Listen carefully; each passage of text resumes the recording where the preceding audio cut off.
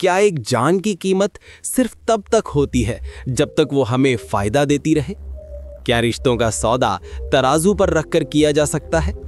आज जो कहानी मैं आपको सुनाने जा रहा हूं वो सिर्फ एक आदमी और एक गाय की कहानी नहीं है। ये कहानी है उस लालच की जिसने एक हंसते खेलते घर को शमशान बना दिया। ये कहानी है उस खामोश चीख की जो कसाई के चाकू के नीचे दब गई, लेकिन उसकी गूंज ने आसमान हिला दिया। कुर्सी की पेटी बांध लीजिए, क्योंकि अगले कुछ मिनटों में आपकी रूह कांपने वाली है। एक छोटा सा गांव था, चंदनपुर। वहीं रहता था हमारा रामदीन। रामदीन का जीवन बहुत साधारण था, लेकिन उसके घर में एक ऐसी रौनक थी जिसे देख पूरा गांव रश करता था, और उस रौनक का नाम था गौरी। गौरी कोई इंसान नहीं, बल्कि एक बेहद खूबसूरत सफेद रंग की गाय थी। उसकी आंखें इतनी गहरी और मासूम थी, मानो वो बिना बोले ही दुनिया का सारा दर्द और सारा प्यार समझती हो। रामदीन के लिए गौरी सिर्फ एक जानवर नहीं थी, वो उसके घर की लक्ष्मी थी। हर सुबह जब सूरज की पहली किरण भी जमीन पर नहीं पहुंचती थी, गौरी की रंभाने की आवाज से रामदीन की आंख खुलती। वो बाल्टी लेकर उसके पास जाता, उसके माथे पर हाथ फेरता, और गौरी उसे जी भर के चाटती, जैसे कोई माँ अपने बच्चे को दुलार रही हो। वो उसे इतना दूध देती थी कि रामदीन की बाल्टी छलक जाती। उस दूध को बेचकर रामदीन का घर चलता था, उसकी रोटी चलती थी, उसके बदन के कपड़े आते थे। दोनों के बीच का रिश्ता खून के रिश्तों से भी गहरा था। रामदीन अक्सर गौरी से बातें करता, अपने सुख दुख साझा करता, और गौरी बस जुगाली करते हुए उसकी बातें सुनती रहती। जब रामदीन उसे ताजा हरा चारा खिलाता तो गौरी की आंखों में एक संतोष होता, एक सुकून होता कि मेरा मालिक, मेरा रखवाला मेरे साथ है। समय का पहिया अपनी रफ्तार से घूमता रहा। वो कहते हैं ना कि वक्त की आंधी में जब जवानी ढल जाती है, तब अक्सर अपनों की नीयत भी बदल जाती है। कुछ साल बीते। गौरी, जो कभी घर की सबसे मजबूत कड़ी थी, अब बूढ़ी होने लगी थी। उसकी हड्डियों का ढांचा दिखने लगा था, उसकी वो मखमली त्वचा अब लटकने लगी थी, और सबसे बड़ी बात, उसने दूध देना कम कर दिया था। पहले जहां बाल्टियां भर जाती थी, अब वहां चंद बूंदें ही टपकती थीं, और फिर एक दिन वो भी बंद हो गया। अब गौरी सिर्फ बैठती, जुगाली करती और रामदीन को उसी प्यार भरी नजरों से देखती। लेकिन रामदीन की नजरें अब बदल चुकी थीं। जो गौरी कल तक लक्ष्मी थी, आज वो उसे एक बोझ लगने लगी थी। हर रोज सुबह उठकर उसे चारा डालना, उसकी गंदगी साफ करना और बदले में कुछ ना मिलना, ये सब रामदीन को खलने लगा था। वो अब गौरी के पास प्यार से नहीं, बल्कि झुंझलाहट के साथ जाता। कभी उसे डंडे से मार देता, कभी उसे भूखा छोड़ देता। गौरी सब समझ रही थी। जानवर बोल नहीं सकते, लेकिन महसूस सब कर सकते हैं। उसे समझ आ गया था कि अब वो इस घर में अनचाही हो गई है। उसकी बूढ़ी आंखों में अब चमक नहीं, बल्कि एक डर रहने लगा था। रामदीन के दिमाग में अब शैतान घर कर चुका था। वो हिसाब किताब लगाने लगा था कि ये गाय अब सिर्फ खा रही है, दे कुछ नहीं रही। अगर इसे ऐसे ही पालता रहा तो मैं तो बर्बाद हो जाऊंगा। एक रात रामदीन अपनी खाट पर लेटा था, लेकिन उसे नींद नहीं आ रही थी। लालच उसके कानों में फुसफुसा रहा था। तभी उसने एक फैसला किया, एक ऐसा फैसला जो उसकी जिंदगी की सबसे बड़ी गलती साबित होने वाला था। उसने सोचा, कल सुबह ही इस मुसीबत को घर से निकाल दूंगा, जो भी 2-4 पैसे मिलेंगे वही सही। दोस्तों, जब इंसान स्वार्थी होता है तो वो अंधा हो जाता है। उसे न वफादारी दिखती है, न प्यार। उसे दिखता है तो बस फायदा। और यही वो पल है जहां हमें रुककर सोचना चाहिए। रवि मामा चैनल पर हम अक्सर ऐसी ही कहानियों के जरिए जिंदगी की सच्चाई आपके सामने लाते हैं। अगर आपको लग रहा है कि ये कहानी आपके दिल को छू रही है, तो अभी इसी वक्त उस सब्सक्राइब बटन को दबा दीजिए, क्योंकि ये सफर अभी बहुत गहरा होने वाला है। हमारे साथ इस कहानी के प्रवाह में बने रहें, क्योंकि रामदीन ने जो किया, उसकी सजा उसे कैसे मिली, ये जानकर आपके होश उड़ जाएंगे। अगली सुबह रामदीन के घर के बाहर एक गाड़ी रुकी। उसमें से 2 हट्टे कट्टे आदमी उतरे। उनके हाथों में रस्सियां थी और आंखों में क्रूरता। वो कसाई थे। रामदीन ने उनसे मोल भाव किया। कुछ चंद नोट रामदीन के हाथ में थमाए गए। वो नोट जो गौरी की वफादारी की कीमत थी। रामदीन ने गौरी की रस्सी खोली और उन कसाईयों के हाथ में थमा दी। गौरी रंभाई नहीं, उसने प्रतिरोध नहीं किया। उसने सिर्फ मुड़कर एक बार रामदीन की आंखों में देखा। उसे एक पल में उसकी आंखों में हजारों सवाल थे कि क्या मेरा प्यार इतना सस्ता था मालिक? मैंने अपना पूरा यौवन तुम्हें दूध पिलाकर सींचा और मेरे बुढ़ापे में तुमने मुझे मौत के हवाले कर दिया। रामदीन ने नजरें चुरा लीं। उसका जमीर मर चुका था। कसाई उसे घसीटते हुए गाड़ी की तरफ ले गए। गौरी की आंखों से एक बूंद आंसू गिरा और धूल में मिल गया। गाड़ी स्टार्ट हुई और गौरी हमेशा हमेशा के लिए उस घर से चली गई जिसे उसने मंदिर समझा था। रामदीन के हाथ में पैसे थे, चेहरे पर एक कुटिल मुस्कान थी कि चलो बला टली। लेकिन उसे नहीं पता था कि वो बला टली नहीं है, बल्कि एक महाविनाश को उसने न्योता दे दिया है। उस दिन शाम को रामदीन बाजार गया और उन पैसों में कुछ और पैसे मिलाकर एक नई जवान गाय ले आया। ये गाय तगड़ी थी, ढेर सारा दूध देने वाली थी। रामदीन बहुत खुश था। अब आएगा पैसा, अब फिर से मेरे दिन फिरेंगे, उसने सोचा। घर में फिर से दूध की नदियां बहने लगी। नई गाय, नया जोश, नया मुनाफा। रामदीन को लगा कि उसने दुनिया की सबसे समझदारी वाला काम किया है। वो गौरी को भूल गया। जैसे हम पुराने कपड़े फेंक कर भूल जाते हैं, वैसे ही उसने एक जीती जागती जान को भुला दिया। लेकिन कुदरत का एक नियम है, आप जैसा बीज बोते हैं फल भी वैसा ही मिलता है। उधर शहर के उस कसाई खाने में क्या हो रहा था, इसकी कल्पना भी रामदीन को नहीं थी। उस अंधेरी कोठरी में जहां खून की बदबू हवा में घुली हुई थी, गौरी अपनी आखिरी सांसें गिन रही थी। वो अब भी शायद यही दुआ कर रही होगी कि उसका मालिक खुश रहे।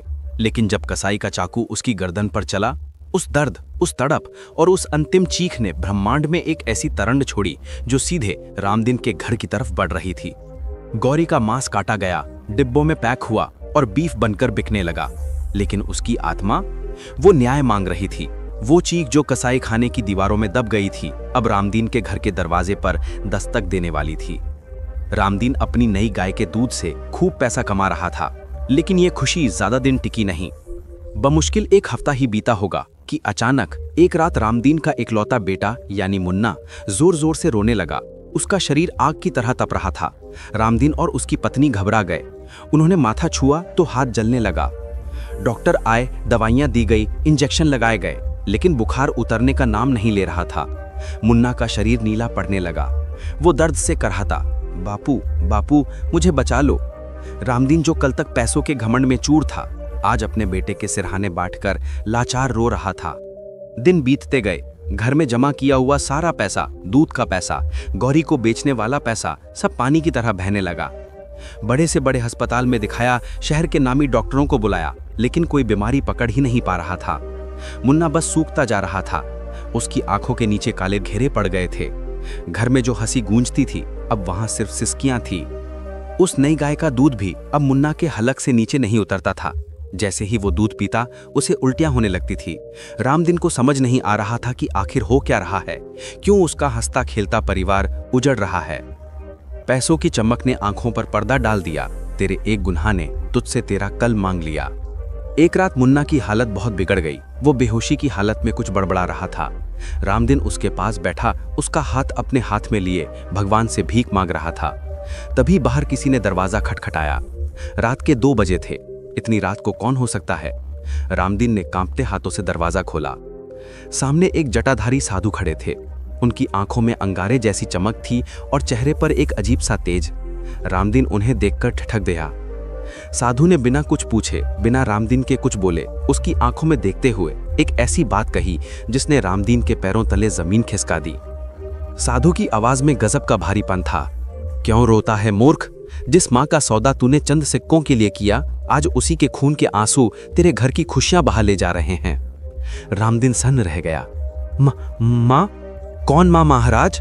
साधु ने अपनी चिमटा जमीन पर मारी। वही मूक प्राणी जिसे तूने पाल पोसकर अपना पेट भरने के बाद कसाई के हवाले कर दिया। तूने सोचा वो सिर्फ जानवर थी? अरे मूर्ख, वो तेरे घर की ढाल थी। जब तक वो यहाँ थी, तेरे घर पर कोई मुसीबत नहीं आ सकती थी। तूने उसे नहीं बेचा, तूने अपनी बरकत बेच दी। तूने साक्षात अन्नपूर्णा को कसाई के चाकू के नीचे लिटा दिया। रामदीन को जैसे सांप सूंघ गया हो। उसकी आंखों के सामने गौरी का वो आखिरी चेहरा घूम गया, वो नम आंखें, वो सवाल। उसे याद आया कि कैसे उसने उस नई गाय के लाने की खुशी मनाई थी जबकि गौरी वहां कट रही थी। साधु ने आगे कहा, उधर उसका शरीर कट रहा था और इधर तेरे बेटे की सांसें कट रही हैं। ये उस बीफ का असर नहीं है जो दुनिया खा रही है, ये उस विश्वासघात का जहर है जो तूने घोला है। और सुन, वो नई गाय जिससे तू नोट छाप रहा है, उसका दूध तेरे बेटे के लिए विष बन चुका है। दोस्तों, रवि मामा चैनल पर आप ये कहानी सुन रहे हैं तो अपने दिल पर हाथ रखकर सोचिएगा, क्या हम भी अपनी जिंदगी में रिश्तों को फायदे के तराजू में नहीं तौलते? अगर ये कहानी आपको अंदर तक झकझोर रही है तो इस वीडियो को लाइक जरूर करें ताकि ये संदेश हर उस इंसान तक पहुंचे जो बेजुबानों का दर्द नहीं समझता। रामदीन साधु के चरणों में गिर पड़ा। महाराज, मुझे बचा लीजिए, मुझसे पाप हुआ है, घोर पाप, मेरे बेटे को बचा लीजिए, मैं जो कहेंगे वो करूंगा। वो फूट फूट कर रोने लगा। उसका अहंकार, उसका लालच सब आंसुओं में बह गया। साधु ने उसे थोड़ी देर देखा, फिर उनकी आंखों में थोड़ी करुणा आई। पाप किया है तो प्रायश्चित भी तुझे ही करना होगा। आंसू बहाने से पाप नहीं धुलते रामदीन, कर्म सुधारने से धुलते हैं।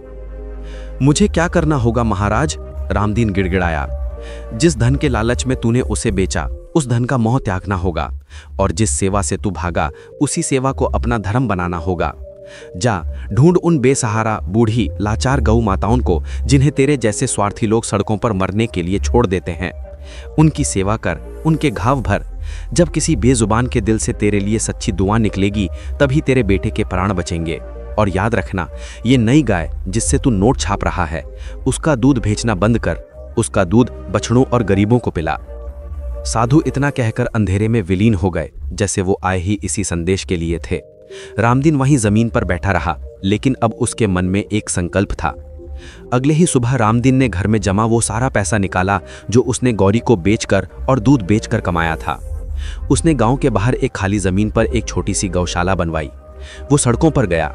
उसे जहां भी कोई बीमार, घायल या बूढ़ी गाय मिलती, वो उसे उठाकर अपनी गौशाला लाता। लोग उसे पागल कहने लगे, अरे खुद का बेटा मर रहा है और ये जानवरों की सेवा में लगा है।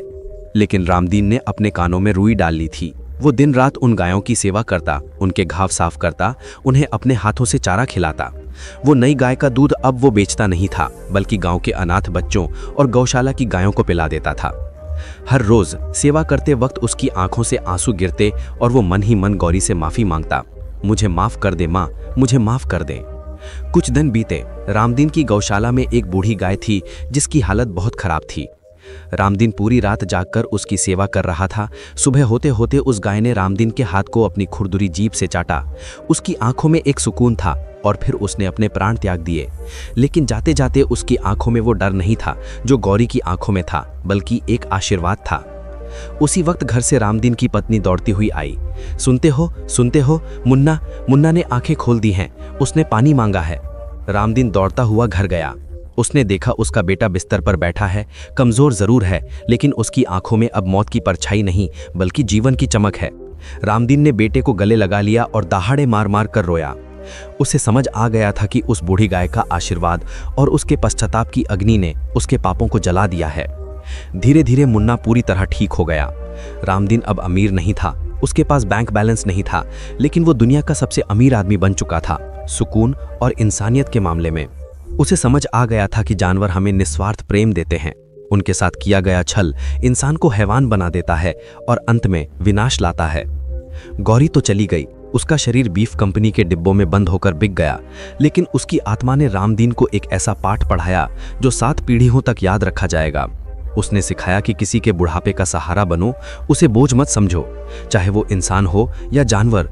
जब वो कमजोर हो तब उसे आपके प्यार की सबसे ज्यादा जरूरत होती है।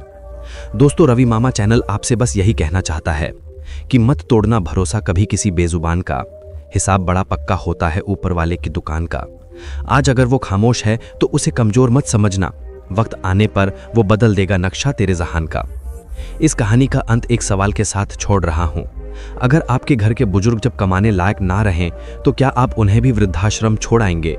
सोचिएगा जरूर, क्योंकि गौरी सिर्फ एक गाय नहीं थी, वो एक आईना थी जिसमें हमें अपना असली चेहरा देखना है। अगर इस कहानी ने आपकी रूह को छू लिया है तो कमेंट में माँ या गौ सेवा जरूर लिखें। मैं देखना चाहता हूं कि कितने लोगों का दिल अभी तक जिंदा है।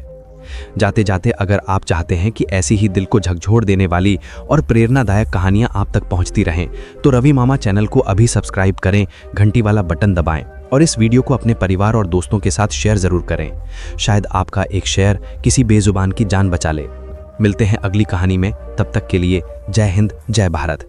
पशुओं से प्रेम करें, इंसानियत जिंदा रखें।